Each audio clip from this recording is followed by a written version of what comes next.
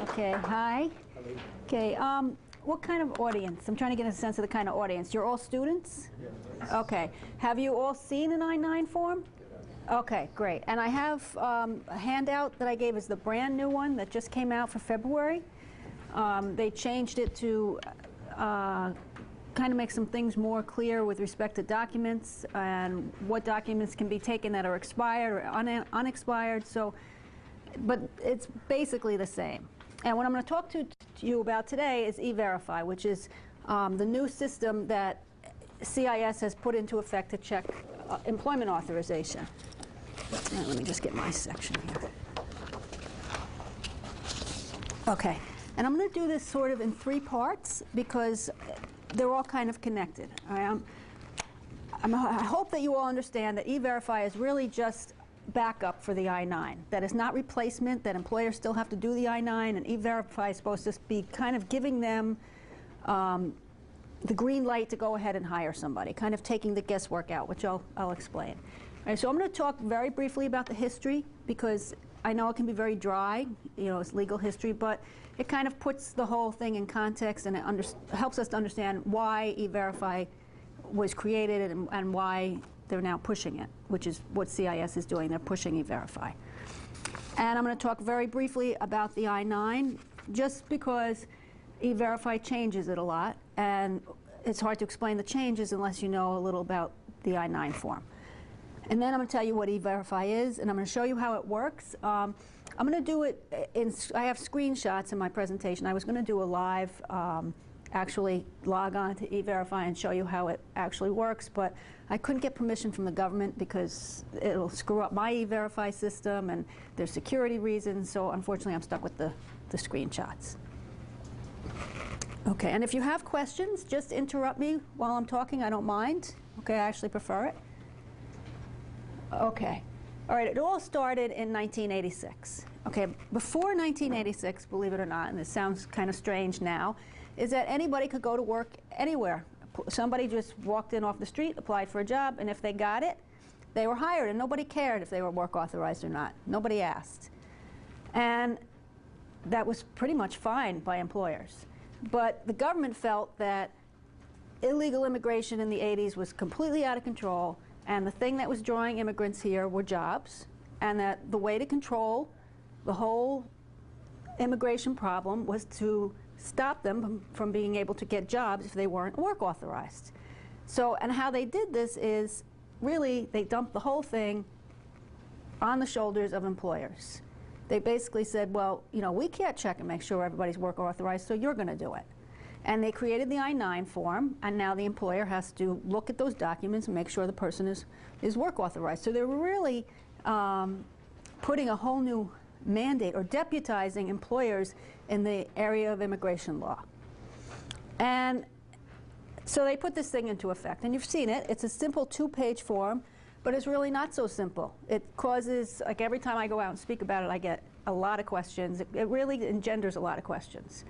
So this law goes into effect in '86, and what they did is what they do all the time. They put a law into effect, and then they go out and they do a study to see if it's working.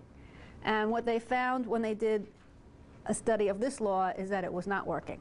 It was not working in 2 big ways, and they're kind of related. The first is that there was a huge black market for illegal documents. So anybody could go out on, you know, Times Square and buy a green card that looked pretty good. And then on the flip side, employers were really getting frustrated because they're looking at all these documents. They don't know what the stuff is supposed to look like. They don't know a fraudulent document when it's in front of them, and they're just saying, forget it, give up. You know, we're going to have a U.S. citizen only policy or a green card only policy. So those were the 2 results of this law, neither of which were particularly positive. So they started over the years to change things, at least try to make it better.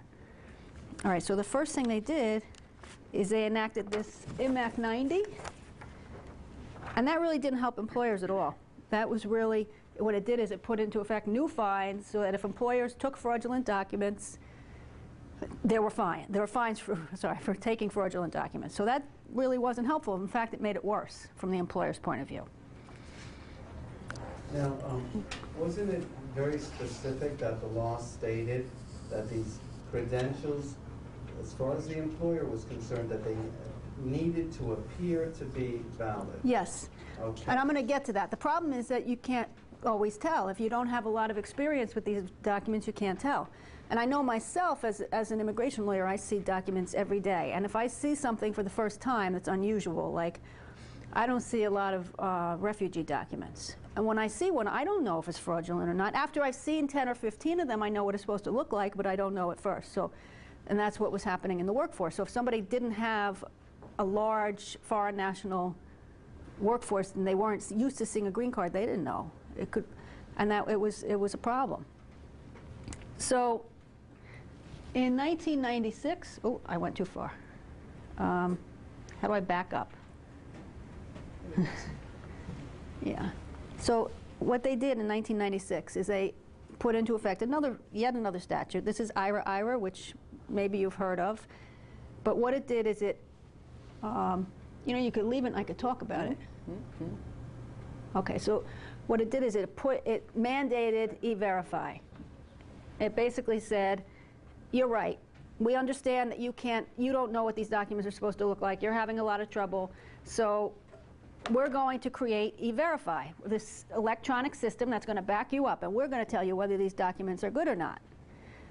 So that was 1996. This is 2009. I don't know why it took them 13 years, but it took them 13 years. And then they also made it a little better by trying to, they have this Bono Amendment, which is where an employer makes a good faith mistake, where they looked and they saw the document and they really believed it to be a good document. They have some kind of defense if fines are levied against them. But so that act actually made things a little better. All right, so now there were some document abuse provisions that came into effect over the years, and this applies even if whether you're using E-Verify or you're not. And in some ways they've become a little more important. Okay, like documentation can only be requested after a job offer is made. And the same thing goes for E-Verify. An employer can't E-Verify somebody until a job offer is made. And this sounds like such obvious common sense, right? You can't check somebody until you're going to offer them a job. But I worked for CUNY for many years, and it's not really in practice as much common sense as you would think. Let's say that you have two people who want a job, and it's a job that's going to take a certain amount of time to get the person up to speed. It's going to take a certain amount of training, and these two people are equally qualified. And one, you're pretty sure, is a U.S. citizen, and one is foreign national, so you think there's going to be a problem with work authorization. So it's very tempting to ask them ahead of time and just avoid the problem of offering a job and training somebody who 6 months from now is not going to be able to work for you. But you can't do that. That's against the law, and you can't E-Verify somebody to see if they're work authorized until you make an offer. But if you're starting them in the training process, haven't you insinuated that you're making a job offer? Basically. Well, I think you'd have to, like, how would you see that happening? Like, how would you? I mean, if I'm bringing somebody in to start to train them, yeah, then at that point, shouldn't you, if say you're gonna, say they're kind of going through I don't know, a trial run where you're taking a look at them and they're taking a look at the company to find out if it's going to work out, but it seems like... Are you paying them? Well, if you're training, I would imagine, and so you kind of have to back up a bit. Right. Since you're putting them on the payroll, you would have to check if they're work authorized, whether you're going to train them or not. You know what I'm saying?